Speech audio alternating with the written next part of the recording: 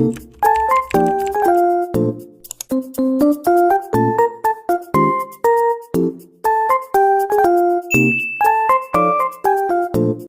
guys, assalamualaikum warahmatullahi wabarakatuh. Welcome back to my video. Hari ini mari kita bahas latihan soal P3K Bidan 2024 karena tes CPNS dan P3K akan segera dimulai.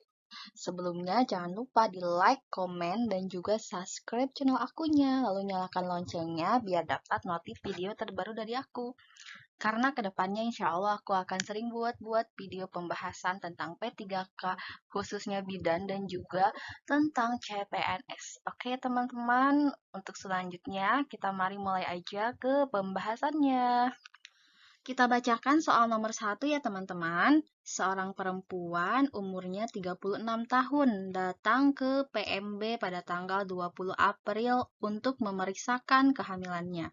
Hasil anamnesis pernah melahirkan 2 kali. Berarti P2 ya teman-teman. Dan keguguran 1 kali. Berarti A1. HPHT-nya 8 September tahun sebelumnya. Hasil pemeriksaannya tekanan darah 120/80 mmHg, nadinya 84 kali per menit.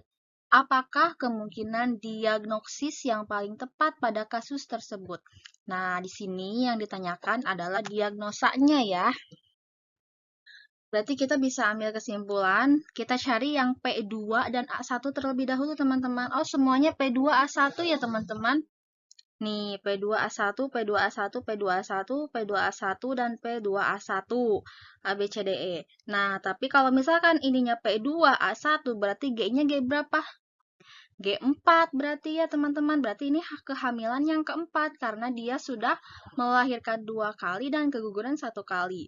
Dan opsi G4 P2A1 ada di jawaban yang D ya teman-teman. Jadi kita nggak usah menghitung umur kehamilannya, itu akan sangat memperpanjang waktu gitu. Jadi jawabannya D ya. Dari sini juga sudah ketahuan isinya D. Karena G4 cuman ada di opsi jawaban D. Oke teman-teman, sekarang kita lanjut ke soal nomor 2 ya. Seorang perempuan berusia 22 tahun datang ke PMB mengaku hamil pertama.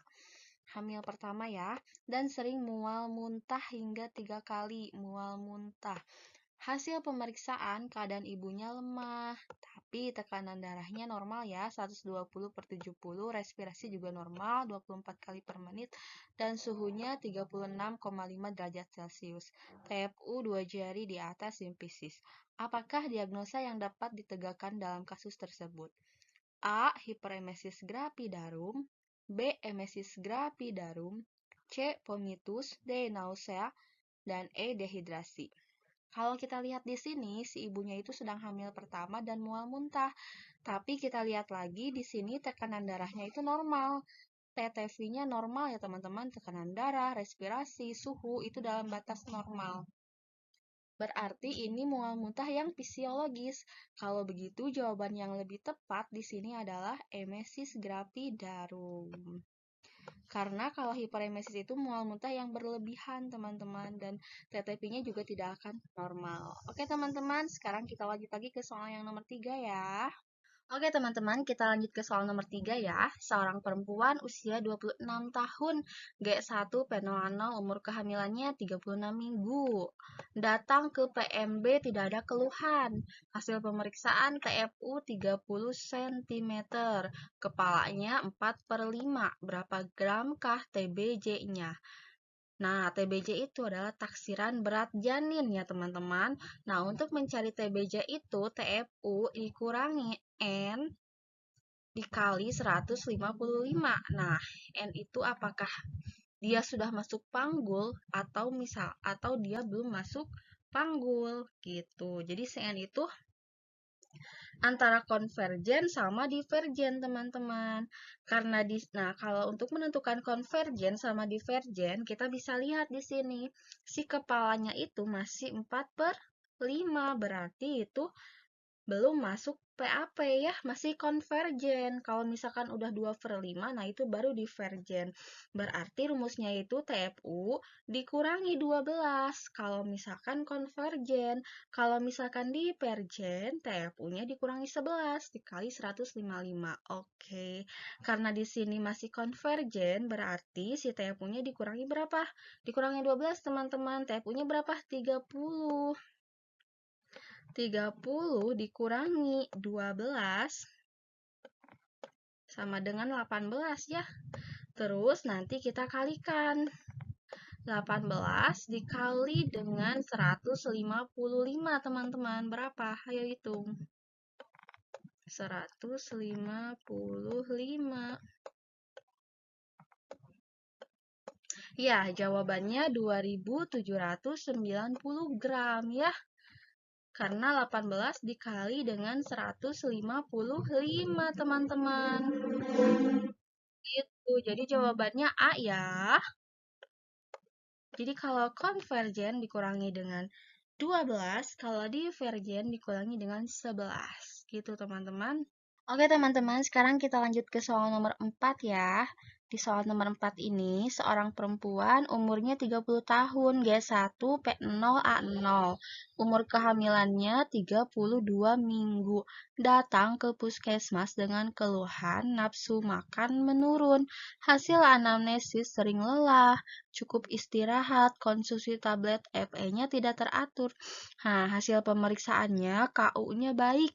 Tekanan darah 90/60, nadi 96 kali per menit, respirasinya 22 kali per menit, suhunya 36 derajat Celcius, konjungtiva anemis, TFU-nya 24 cm, dan DJJ-nya 132 kali per menit, reguler, HB-nya 10 gram. Berapakah hasil pemeriksaan palpasi TFU yang ideal pada kasus tersebut? Pemeriksaan TFU ya, di sini disebutkan bahwa umur kehamilannya 32 minggu. Berarti idealnya berapa, teman-teman? Oke, teman-teman, untuk mengingat-ingat lagi, pemeriksaan palpasi TFU itu kalau misalkan si ibunya umur kehamilannya 12 minggu, berarti TFU-nya berapa? TFU-nya 1-2 jari di atas simpisis. Nah, kalau 16 minggu itu pertengahan antara simpisis dan pusat. Kalau 20 minggu itu 3 jari di bawah pusat. Kalau 24 minggu itu setinggi pusat. Dan kalau 28 minggu itu 3 jari di atas pusat. Dan 32 minggu itu ada di pertengahan PX dan pusat. Berarti pertengahan PX dan pusat ini ada di jawaban D ya, teman-teman. Jawabannya D. Kita lanjut lagi ya. Dan kalau udah masuk 36 minggu, biasanya si TFU-nya itu 3 jari di bawah PX. Dan kalau udah 40 minggu itu turun lagi pertengahan antara PX dan pusat, teman-teman. Nih, seperti yang disebutkan tadi, opsi jawaban A sepusat.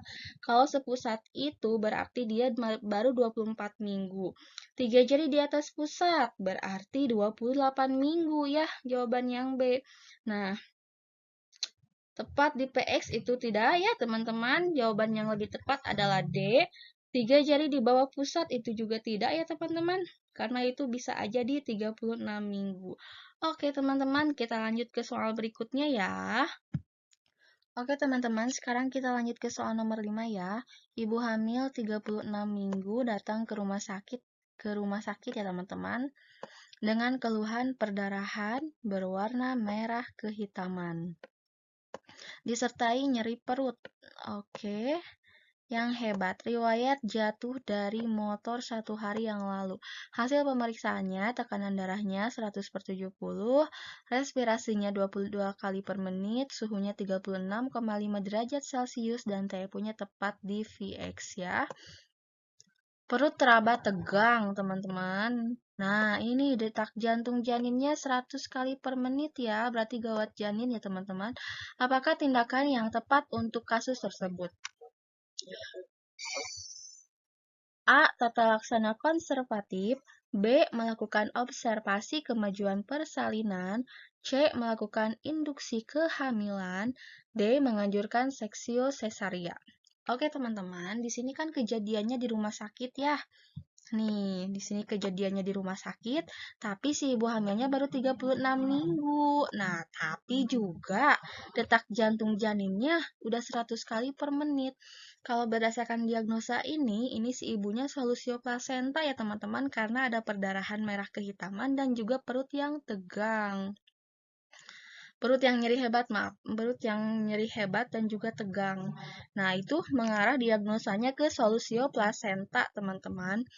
Nah, alangkah baiknya kalau misalkan kayak gitu, kalau terjadi di rumah sakit karena udah 36 minggu dan terjadi gawat janin, berarti yang harus kita lakukan adalah menganjurkan SC, teman-teman.